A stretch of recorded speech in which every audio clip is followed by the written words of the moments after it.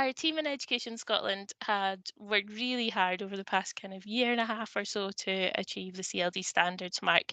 And this means that the session today can be recorded time, which contributes to the 35 hours per year that's required as part of your membership of the CLD Standards Council, or if you're a member of another professional body.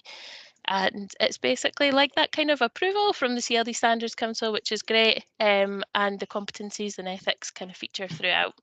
So when you're recording your professional learning or having some reflection on the thinking around what we've talked about today, you might want to relate it to the relevant CLD competencies and ethics. Okay, now it's over to you, Sheila. Thank you. Thank you, Julie. Okay, morning folks, my name's Sheila Brown. I'm one of the CLD HMIs. I've probably met a number of you on inspections and other things. So I'm going to be talking a bit first, just an introduction first, a bit to how good is our CLD, which I know probably most of you or a lot of you on the call will be aware of. And we're going to talk about one particular quality indicator. But I'm going to give this sort of general overview introduction. I know if you've come to any of the sessions that we ran last year that you probably have heard this, but I think it's important just really to set the context. So how good is our CLD, 4th edition? Is made up of 16 quality indicators under 3 sections. And they're the sections there: performance and outcomes, management and delivery, and leadership and direction. And, you know, and I know a lot of people will be familiar with it. You know, each QI has 3 themes and each with an illustration of very good. And that's, you know, in terms of what you're asking people to aim for. And there are some challenge questions that cover that QI. And we're going to be talking a bit today. We're going to make reference to some challenge questions, because that's, people like these, they like being able to ask these. And if you're doing a bit of self-evaluation, reflection, then it's useful to use those challenge questions. So important to say that the how good is our CLD is a fully online version, and you know, there's a QR code and things that attaches to it, and it's that we are ahead of the game in CLD, in that ours has been updated and the how good is our school one has not, and neither have some of the others. So I think it's been useful that we've had this how good is our CLD4 around, really, for probably coming up for a couple of years now. We sort of finished it as we were kind of coming out of COVID. So if you're not familiar with it, hopefully this will give you a bit of background. If you are, just a wee bit of a reminder. Thanks, Julie. So just a bit about the considerations and features around how good is compared to the previous one.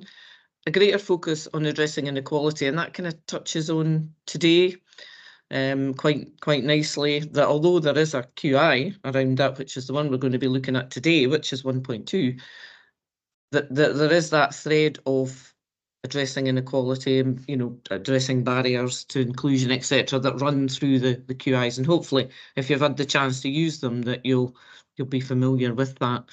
There is an expectation of partnership working, although again there is a specific one around partnership, that it is threaded in again to each QI, and I think that's a strength, that it's there. And as we know, in CLD we do work very much with partners. And important to say that every quality indicator can be used by every practitioner. So, for example, the leadership QIs are not just for people in senior positions. You'll all find yourself, no doubt, in your working life in a situation where you are leading something, either leading staff or part-time staff, volunteers, etc. So I think one of the advantages of this framework is that those leadership QIs, just important to say that they're for everyone to use. We've tried to make a greater clarity between the outcomes and the practice that supports those outcomes. It is very much outcome focused, you know, which obviously when we're doing inspection or at the moment progress visits, then that's, you know, what we're looking at are those outcomes that you're able hopefully to demonstrate. And we think it's a better reflection of all CLD, and we've tried to take that in to cover everything. And we know that CLD, and certainly over the last few years, CLD is not, as you know, just delivered by the council services. The CLD is delivered by a whole range of partners, including third sector and those who include CLD methodologies in their work, not necessarily just working for the council in a kind of CLD service. And we've tried to reflect changes in Scottish education and community empowerment as we've tried to thread that through. Thank you, Julie. Just have a wee drink. So folks, this is what it looks like. I'm not going to spend a lot of time on this, and that's the kind of colour-coded how it looks. That the performance and outcomes QIs are in green, management and delivery ones are in the kind of pinky colour, and the leadership ones are in blue. And the QI that we're referring to today is 1.2, improvements in equality, diversity and inclusion, and that sits in performance and outcomes. So it's very much an outcome focused quality indicator. And if you can bear that in mind, if something and again, interested to hear later if people have have been using this QI or bits of it to reflect on their practice, and if you haven't, there's an opportunity to think about how you might use that. Thanks, Julie.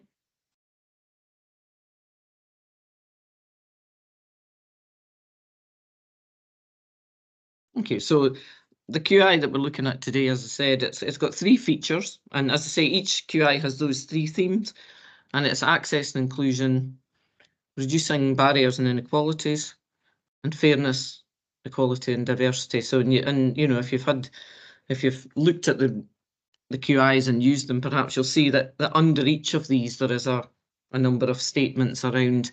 It's like a level 5 illustration, which will tell you what very good looks like, and that's what you should be aiming for. So we're going to delve a bit further into the QI, and as I say later, we're going to look at, we've got some of the challenge questions. We've picked out some of the challenge questions to have a bit of a discussion around on those. Thanks, Julie. So I'm going to hand over to my colleague Suzanne Clark, who works at East Ayrshire Council. Suzanne, I'll let you introduce yourself with your proper title and things. And I've asked Suzanne to do this because I was the managing inspector on the progress visit in East Ayrshire, where Suzanne works, and felt there was some really good examples of how barriers are broken down, how you address inequalities, etc. And I think that came through very strongly in that particular progress visit. Important to say that we don't use this particular, we're not currently using this particular quality indicator in our progress visits, and there'll be some people on the call who have been subject to these, no doubt. But what I said earlier was that theme of addressing inequalities runs through a lot of the QIs. So Julie will work the slides, Suzanne. So it's over to you, and we'll have a chance for some chat at the end of Suzanne's input. Thanks, Sheila. Hopefully everybody can hear me okay. Thumbs up if you can. Brilliant, thanks. I've got a slight cold coming on, so apologies. Hopefully I manage my voice holds out for the next session. So as Sheila said, I'm Suzanne Clark. I'm the service manager for Vibrant Communities within East Ayrshire Council, and Vibrant Communities is the service that our CLD activity predominantly is delivered through. So we are a service, but it's also an approach to the way that we work, very much about putting community at the heart of everything we do. So the next sort of 20 minutes you're going to hear from me is just giving you some examples of, I could talk all day about all different examples, but I've chosen sort of 3 particular areas that really highlight our improvements in that equality, diversity, inclusion, particularly working with some of our most vulnerable people across East Ayrshire. I'm going to focus particularly around our work with children and young people across a couple of the examples, but one of those examples tie into some work that we've done with wider families and parents in particular. If you want to move the slide on, Julie. I wanted to give you just some of the context in terms of Vibrant Communities first and foremost, so that you've got some context before I go into the actual presentation of the examples that I wanted to share today. As I said, we are a discrete service, but it's an approach as well, and that is predominantly we had probably 10 years ago a dedicated CLD service, but we no longer have that, but we are called Vibrant Communities, that has brought together a range of staff from a CLD context, leisure background, some social work staff and some staff from a health and social care perspective into one service. So we have been in place for 10 years, just over 10 years now. Last year we celebrated our 10-year anniversary and produced some material that highlighted the impact and reach that we've had as a service in our communities across East Ayrshire. So that information is on our website, our booklet, and we've also got a documentary that we produced as a result of that. So people were interested further in finding more out about that, you can information. Next slide. So in terms of our sort of ethos and values as a service, this is our strap line. We are very much about people, putting people at the heart of everything we do. So that can be children, young people, adults, or older people, or communities as a whole.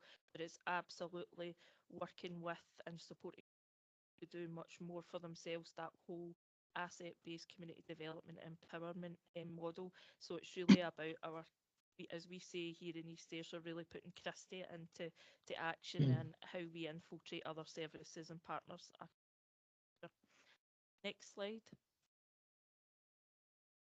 So I have within the service 6 different teams. It's quite a big service. We have over 100 staff across Vibrant Communities. Probably 40% of the funding that I have to manage the service is core, but the rest is brought in from. So as I was saying, we've got 6 teams across the service. So our communities team is predominantly where our community development staff are based, really working with our community volunteer organisations, community asset transfer, community action plans. Our community health activity team is funded predominantly through our health and social care partnership, but working with adults to support them in terms of their health. We do activity on prescription through that team and health checks. An early intervention team is really working with the younger children, young people and their families, particularly around play, but that early intervention and prevention approach, and I'm going to cover specifically the home link worker service as part of that later on in my presentation. Our house and support and older people's wellbeing team, about 5 years ago, a decision was taken to move our house and support staff from housing over to Vibrant Communities because of that asset-based model and that coaching approach that we use, so that they, rather than be used as assistant housing officers, it's really about supporting individuals to sustain and retain tenancy. So that sits within my wider remit, as well as our support for older people's wellbeing. We have our supported accommodation units, 7 of those across East Ayrshire sit within my remit as well. We have the young people sport and diversion team, and I'm going to hone in an area of work particularly around youth voice and the work with our care experienced children and young people within that team later on, but that's a real blend of youth work, sports development and that diversionary activity, and our active schools work sits there. We have a life skills and inclusion team, which is predominantly the old sort of adult learning focus of a CLD context. So literacy, our ESOL work, but also our support to adults with learning disabilities. So our local area coordinators sit in that team, and a real focus around volunteering for right across the service. So that's a very quick whistle stop tour of Vibrant Communities in terms of setting the context. But as I said, if anybody was want to find out more, then please jump onto our website, or you can follow up with me at a later stage. Moving on slides. The themes, as Sheila quite rightly pointed out, in terms of this particular quality indicator, is around that access and inclusion, reducing barriers to inequalities, and that whole fairness, equity, equality and diversity. And the examples that I'm going to particularly show are, I would say, are probably our strong examples of how our approaches here in East Ayrshire are giving that access and inclusion, that are improving life chances, particularly for children and young people. And as I said earlier, one of those examples is on parents and families as well. But they are all about how we contribute to reducing those barriers for people to participate, but to progress, but also whilst tackling inequalities, but also that promotion of fairness and diversity as well. Next slide. So first of all, I wanted to hone in our employability focus. We have quite a significant work, as probably you all do in your own areas in terms of employability. We sit on the local employability partnership, which we're probably a key partner actually on that, and collaborate and work really closely with a range of different services and agencies to really support our communities on that journey, from our first steps, kind of confidence building, right through to that gaining employment. So as I said, we're one of the key partners, but another of the key partners that sits on that are part of our communities partnership here in East Ayrshire is Skills and Learning 33, or for short SL33. And Sheila had the pleasure of spending a full day with some of the different sessions as part of our progress visit in SL33. And if you get the chance, if you're down here, there's an amazing member of staff that leads this work. So that was, I'm going to explain what it is and give you the context to that. So it was developed initially as a replacement back some good few years back for an externally commissioned educational programme. So previously that was put out externally, but in the termination of that previous contract, it presented our education service really with an opportunity to repurpose that funding that was going external to develop an in-house model which provided young people that were at risk of disengagement with pathways to employment, and it's delivered in partnership with schools but a range of services and agencies. And I think that's what makes it unique and what makes it work, is because it's not just one service, it's a range, but the young people actually, it's a seamless transition, which I'll come on to in a minute. So it was recognised at the time that we were probably failing to provide good labour market progression opportunities that can have that very long lasting and adverse consequences for quality of life for young people. People were dropping out of school, school wasn't for them, but there wasn't anything else for them to go to. So in that context, it was critical and a really exciting opportunity to deepen those connections further between employability, but those learning interventions most significantly in the latter stages of that school education process for young people, but ensuring that there was successful transition and that they weren't just dropping out of school and there was nothing for them. So SL33 comes into its fore and picks up those children and young people. Over recent years, our schools and colleges have increasingly focused on the importance of that developing employability skills, ensuring people are ready for that world of work. So SL33 is the model that provides the mechanism to really work intensely and at a new level with the children and young people that were maybe previously falling through that net. So it's a one-stop shop, which really means that the team work on that sort of with partners to provide a holistic person-centred service, so everything is designed around that individual's needs. Whilst the space itself is designed to promote well-being in its widest sense, but it also establishes trust between those providing and those accessing services. People feel comfortable, it's an environment that's safe and welcoming for our children and young people to go into.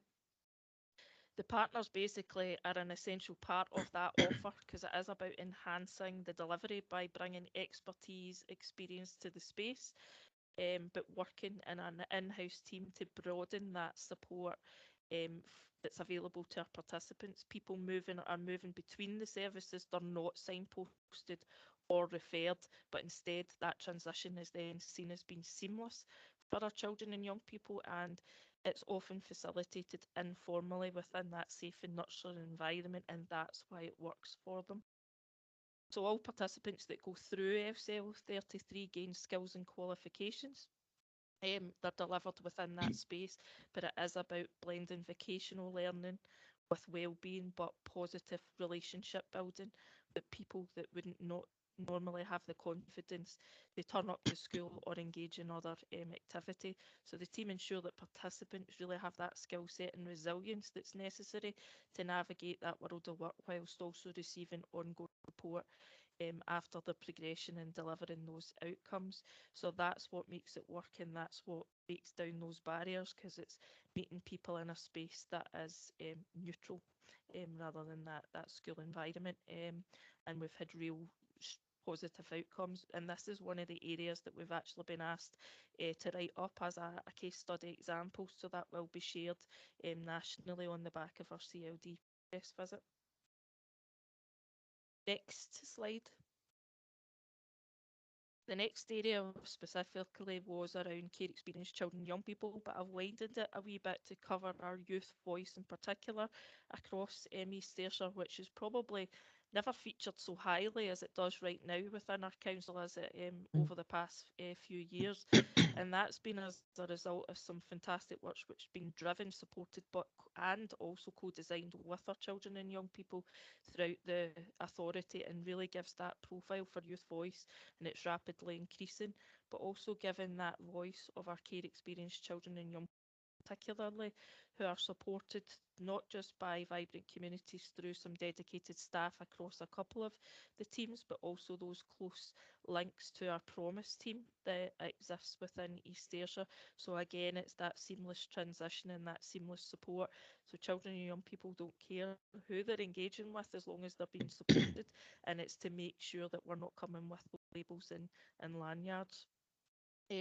So I would say we're in the strongest position that we've been in over the past sort of 10 years, in the terms that the council now recognises the important role that young people play both within that school setting but in the widest community setting, and they're invited regularly to participate in our community planning partnership meetings, to meet with cabinet reps, to meet with other key senior officers within the council, and actually the co-chair some of our community planning partnership meetings alongside our leader of the council and the council's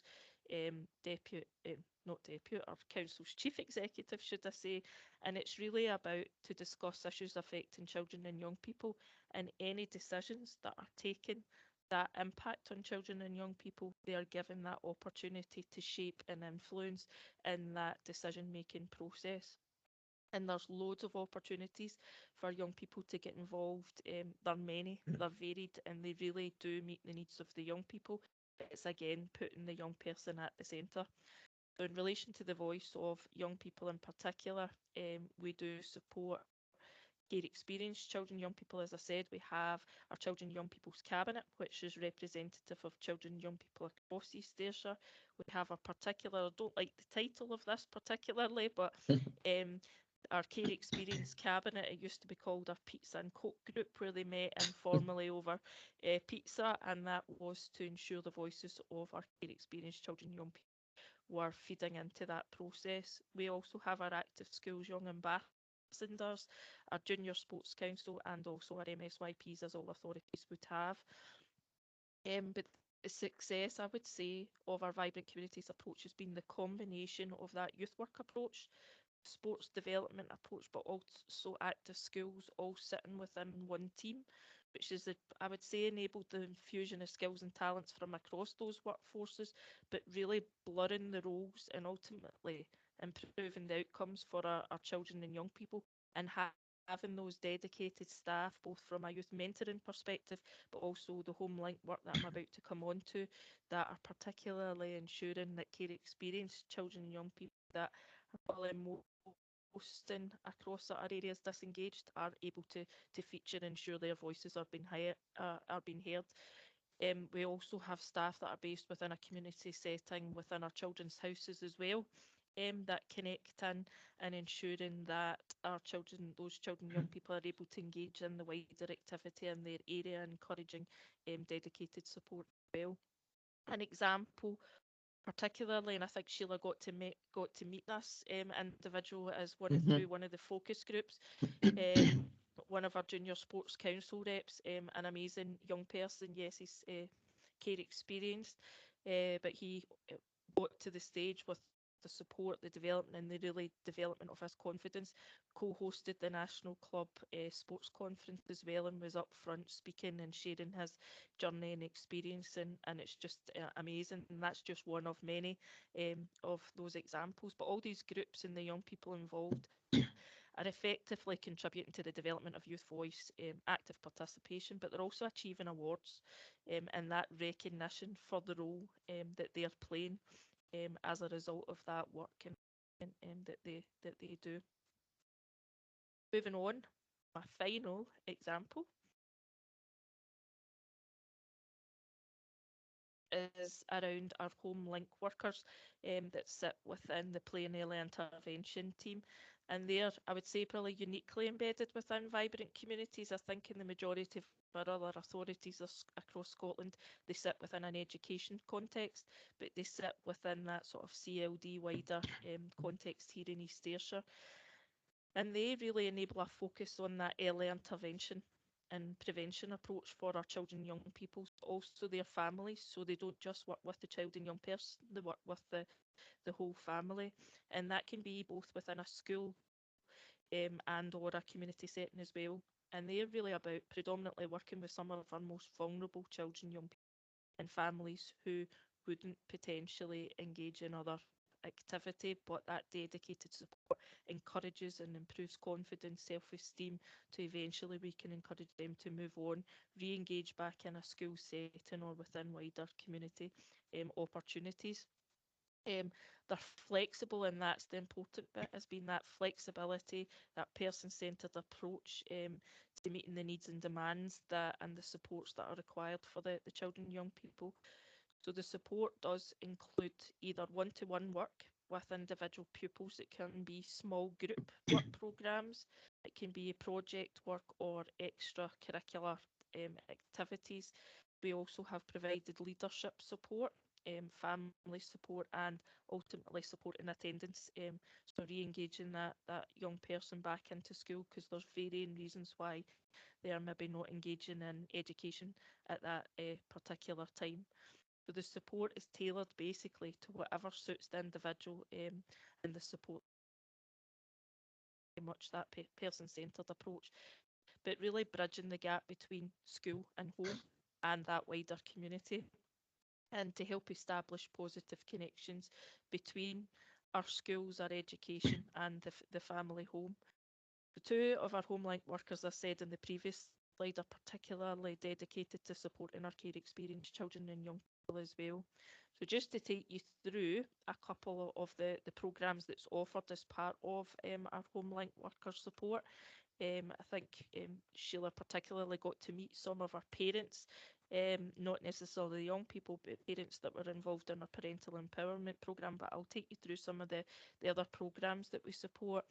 Our enhanced transition programmes, as I said, are really targeted at some of our most vulnerable, disengaged children and young people that are really struggling with that transition from either primary to secondary and beyond. So the sessions are tailored to supporting them to move between those key transition stages, really about dealing with confidence, dealing with anxieties and that whole mental health and kind of well-being agenda. We also, it's important to say, our Homelink workers can, where there is social work intervention or supports, they do sit and contribute to our team around the child meetings as well, because of that kind of real in-depth knowledge that they have of supporting that young person in that community setting. So they do contribute to those meetings. We also have, I've covered the one-to-one and family support. We have our iLunch family learning programme, it's called, and that's really a programme that supports indoor and outdoor sessions, but really targeted more around family learning. And it is around those school holiday periods where there isn't those supports in play from a school or community perspective, but it's also about ensuring that there is access in a dignified way to food during those times as well. It is about improving confidence of the wider family unit. We particularly target primary school age, but it's not, we wouldn't exclude anybody from a secondary perspective in that family learning programme as well. We have our parental empowerment programme, and that programme was developed on the back of a lot of the work that had been done with families as a whole, but there was a gap identified about the support, dedicated support for parents out with the family unit. And it's tailored, it's quite an interactive workshops, and it covers kind of 4 topic areas and really tailored to supporting and empowering parents to take much more control over their lives, that family support, and ultimately the support for their child and young person. So it's split up into 4 areas, one called onboarding. So that's all about initially bringing the parents together to build relationships, agreeing and creating that kind of positive learning environment for the group. And one of the other topics really focuses on health and well-being in its widest sense, the importance of them looking after their physical, mental health and well-being as a parent in order to be able to best support their child, their young person as well. But we also use that coaching-based approach as well, so really about focusing around identifying and developing parenting skills, not delivering a discrete parenting programme as probably my 24 years ago when I came into the world of CLD, we delivered some of those. We've changed, we've progressed on from that, and it's really about that coaching-based approach to the development of that, and really about understanding learning, looking at ways that we can develop learning skills that help support our families and going into the future when we disengage, and about how they can continue on with that learning. So really the work that we do from a HomeLink perspective is really about overcoming barriers that prevent our children and young people from achieving their potential. It's about building confidence, self-esteem, but overall contributing to that wider health and well-being with a real focus on that equity and inclusion, particularly through, as I said, that parental empowerment programme. And final slide, you'll be pleased to hear, so I'm not taking up too much time of your session, is really just to say what I've covered is just a snapshot in the short time I've had to present. It's a snapshot of, in a CLD context, where we are contributing to removal of barriers, that improvement in equality, diversity. And I'm happy to take any questions, or I'm happy for Julie and Sheila to share my contact details with anyone that would like further information, or to connect with the staff on the ground that are actually doing that direct delivery within my teams, and I'm happy to facilitate any of that if people would find that useful. But that was just to give an examples of where we are probably hitting, as Sheila said, the inequalities covers right across in terms of our self-evaluation, but that specific QI is where we probably touch on with those examples. Thank you, Suzanne. Thanks so That's much, great. Suzanne. Thank you. I think you've summarised that, really well, and particularly some of the things that we did see during the progress visit, which was in, when was it, November? It seems like forever ago, but anyway. Anything that anybody wants to ask or comment on?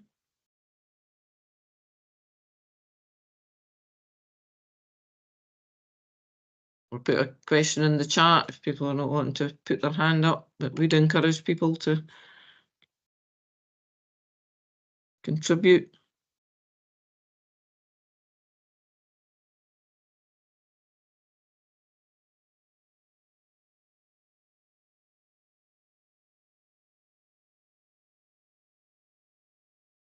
I think in the absence of anybody coming in here, I know what it's like on these things. So, I think what you said about SL33, Suzanne, certainly rings true about that.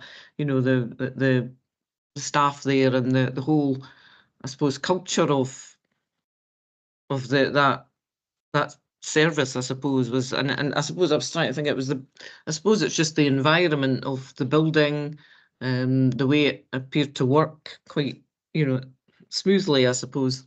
Just my reflection on having been there for the day and met a number of groups, and informally went round and chatted to, and quite a big range of young people benefiting from that from that approach, and it's not delivered by teachers, is it, Suzanne? There's no teachers involved in the delivery. No, we only have one the teacher that would be a qualified teacher that is within the building, but the rest of the supports, it's a range of different services, external and third sector agencies that are involved. But when a young person comes in, the support that they provide is really, as I was trying to point out before, it maybe would be that referral process quite clunky. But within that kind of one-stop shop, as they're finishing on one area, there's that seamless transition on to kind of the next stage in their learning and their journey.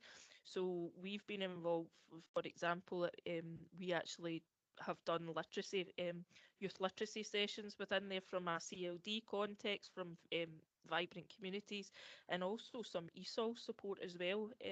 But people wouldn't know whether it's vibrant communities, whether it's SL33 staff there, or a third sector or our third sector interface. That there's so many different individuals based within that building that and the relationships that the staff have really help in terms of that support and that trust that is built up with the young person. So we've got, I mean, what we'll share when we do, I've got it there to send on to you, Sheila. There's some examples of some videos, and there's also quotes from young people as well, in particular, and their experience as a result of coming into SL33, where they were really struggling at the very beginning, walking through that door, but made to feel very welcome. That supportive environment, just the space itself, I think, lends itself for Oh, it does, definitely. transition. And you would have got the chance to speak to some young people as well as the staff when you were in there.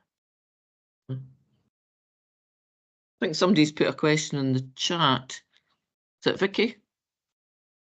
How many people involved in? Was it on a specific area, Vicky, or was it generally? Yeah, it just sounds like you're doing a lot of really good work there. So I just thought maybe you must have a cast of thousands of people involved. So obviously the partnership's working really well, but how many people are actually, I suppose, overall involved in delivering these programs or supporting these programs? So in terms of I don't know the overall staff because I don't manage SL33, but there'll be a range. We will have probably from a vibrant communities perspective, we've got 2 staff that would pop in and out of that particular facility, but obviously each agency organisation has their own contribution to that.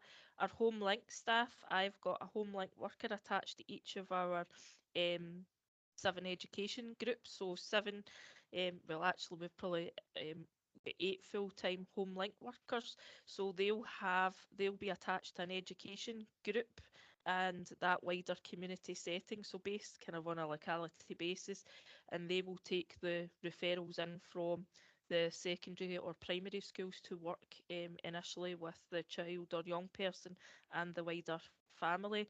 But 2 of those staff are particularly focused around care experienced children and young people as well, and then within a youth work context, it's 2 of the staff are funded to work with care experienced children and young people. But actually, over the years, if I'm being honest, our youth work element has been quite significantly reduced. So there's a real blend between youth work and sports.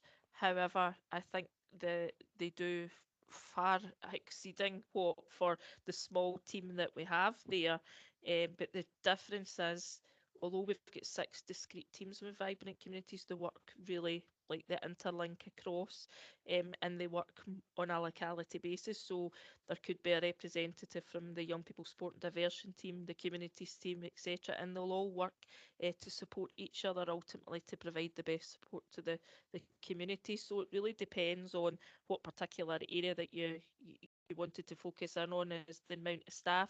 Generally across my whole service, between full-time, part-time staff and temp contracts, I've got about 100 staff within the service as a whole that are direct delivery on the ground, as well as some of the managers that have a bit of a blended approach between management and direct delivery.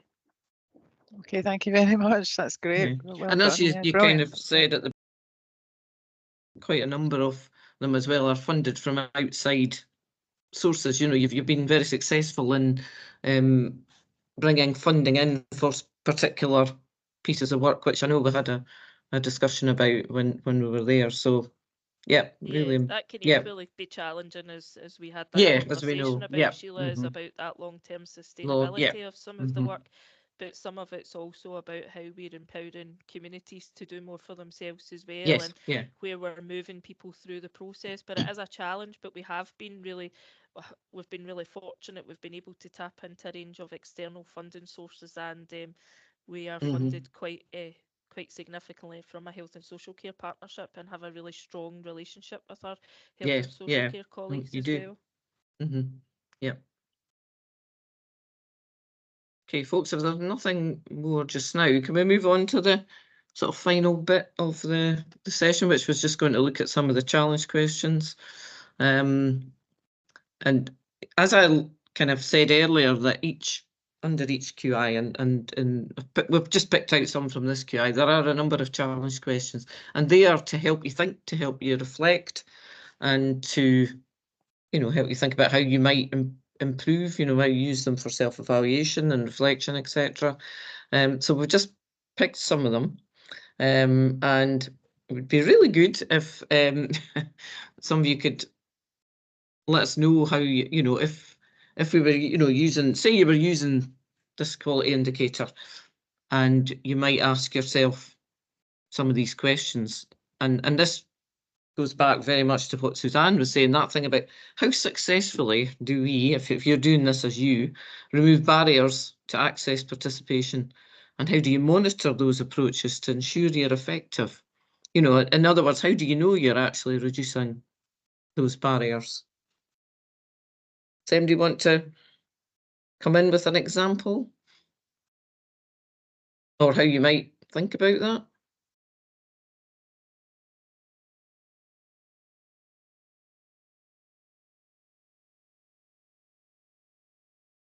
We're all very quiet.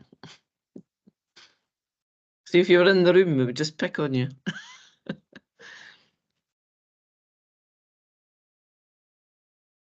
I noticed you came in there, Robert, my colleague there. I saw you coming Sheila, on screen. Hello. Yeah, Sheila, if in the absence of other people contributing, in a recent progress visit, we've seen partners use data very well to target those people most in need, so that they were able then to remove barriers for them participating. So it meant that they were able to increase the amount of benefits that people were getting access to. Yeah. So that income maximization, you know. Yeah. And they used a kind of hub model really well, to bring people or to bring services to people in more remote areas. So that's just a couple of examples from a couple of progress visits that I've been on recently that hope help. And the partners were looking at the data as well, which links to the 1.1 theme, you know, but and just in terms of how many people they were increasing the amount of people they were able to access. And yeah, and I think that income maximisation is a good example, Robert. I've seen that on a couple of things. So, you know, that encouraging people just to you know, and it may be things that they weren't aware they were entitled to, etc. And that support for that is really important. Thanks. I think we had somebody had their hand up. Ooh, other than you, Robert. Anybody know who it is? Isabel, and you come. Is it Isabel? Yeah, I was just going to say that we've got 6 learning centres throughout Renfrewshire, so we try to ensure that we've spread the learning throughout the 6 centres so that people in those areas can access them more easily. And we're also doing work with schools and nurseries. And again, we try and go into the areas that are that we've identified need with, and so that the parents don't really have to travel too far to get to them, and that we have them maybe starting at 9:15 so that they can start as soon as they drop their children off, and then, you know, finish in time for picking them up and so on. So we try and reduce the sort of childcare barriers where we can, and the travelling barriers. Yeah, that's good. No, that's a good example. Thank you. Because it is that thing around that travelling and access to something locally, which can be a real barrier, particularly if there are issues with transport or whatever. I think somebody's put something in the chat about, was it Chrissy? Regular reviews and conversations with learners. But those conversations are important in helping to, I suppose, highlight those any barriers that there might be in place. And what you said there is you can't identify them without the conversations, which are, yeah, a good point, isn't it, around that? Anyone else want to? Because I would think this is something, certainly something in the progress visits that we've done so far, is an area, you know, is very much an area around that CLD will be working on, removing those barriers. You know, working with people that are perhaps furthest from the job market or furthest from learning. I'd be surprised if it's not something that everybody's doing, but you might not necessarily have thought of it in that way. Oh, here's somebody coming in. Yeah, Naomi. Yep. I'm coming from a youth work role, and we get referrals from the secondary schools and the primary schools for targeting young people, and a lot of what we're seeing at the moment is to do with young people's attendance after the COVID pandemic having big issue. kind of dropped off. So I think that the kind of one of the ways that we kind of look at trying to remove the barrier, if a barrier is for a young person coming into the school building or getting back into class, is kind of, we're quite flexible, kind of, you know, in communication with the teaching staff, I suppose, or the guidance staff at first, to kind of find out if the young person would prefer online meetings to be arranged, or kind of looking at, we actually do like walk and talks from, like, meet them from home and walk and talks in their area, and then with the kind of mindset to try and kind of help to create a kind of bridge between, if we build up the relationship with the young person, then they might feel more confident and comfortable to come back in to the school building. But that's not necessarily always you know, they're able to do that. So then it's kind of looking at other kind of community buildings that we could then use, and other kind of learning that they can access. So yeah, so I think it's a lot of it is kind of being quite flexible and really working out what's going to be the best way for those particular young people to engage and access learning. Yeah, and I think your point about it, maybe the school isn't the best place for it. You know, that thing about getting them back in, but is it, you know, other approaches that can help remove those barriers? I think that's a very good point. Thank you. Thanks so much. Comes back to what Suzanne was saying earlier about relationships being so important, doesn't it? Yeah. Perfect. Thanks so much, everyone, for contributing to that. I'll just move the slide. We've got 2 more challenge questions that we wanted to kind of consider. So we were kind of thinking, how systematic are we in taking those positive steps to overcome structural and systemic barriers to learning, achievement and progression? Again, what you're saying around attendance, we're seeing it with so many different reasons. And then also thinking about the use of equality impact assessments. Some people are maybe more familiar with those than others, but please do feel free. We've got 5 minutes left, so any kind of discussion, questions, anything you want to pick Sheila or Suzanne's brains on. Yeah, what's your thoughts around these 2?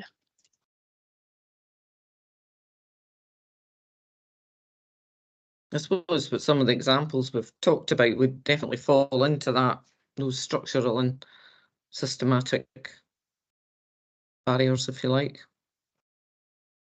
Do people use equality impact assessments?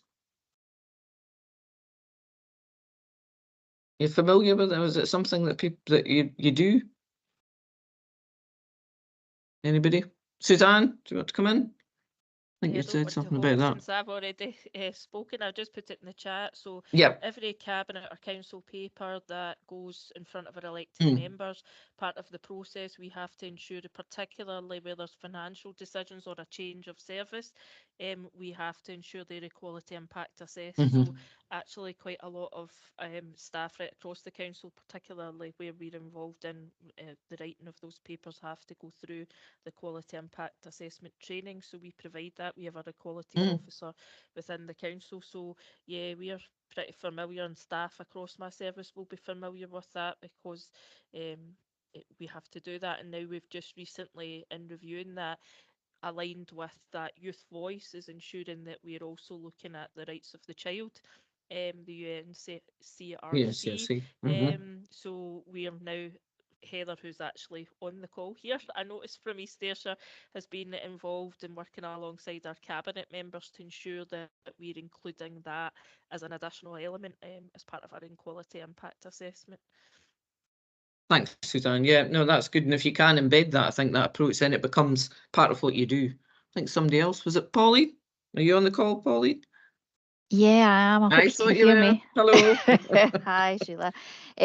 Yeah, I think we use equality impact assessments, yeah, absolutely, just the same as Suzanne was saying there, just you know, in every report that we're doing. And I think, you know, you really need to take the time to do them properly and to get the data and to put the data behind them. And I think a lot of what I'm finding is people are doing them as a wee bit of a tick box exercise, and we're really trying to turn that around and trying to get them to really think about it, because I think you do need that relationship with learners, you do need that relationship with communities, and you do need all that information and data before you actually, you know, fill these things in, because often then you just get the worker or the staff member's opinion, which isn't really what we're after.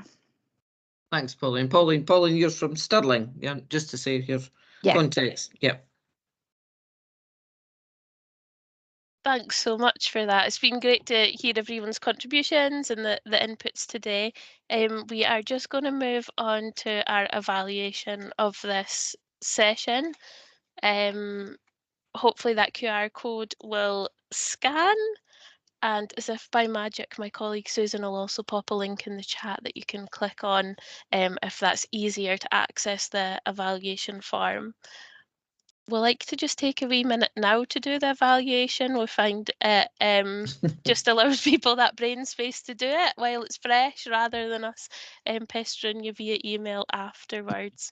We really appreciate everyone coming along today, the third and final session of our winter learning offer this year. And we really appreciate any feedback. We're always looking for kind of what to do next, and what to offer, and what to kind of source information on. So if there's any kind of topics you would like to see for future, or anything that we've discussed today that you would like to know more about, we'll share everybody's contact details afterwards as well, to just kind of keep in touch that way too. Yeah, and I would encourage people to, you know, and Suzanne, the report is on East Ayrshire has published. So, I mean, it's on our website if you want to have a further look at the report. We've picked up a lot of the stuff that Suzanne talked about today, and, you know, we'd encourage you to have a look at that and, you know, maybe have a further think about it. But yeah, certainly some really, really useful practice there.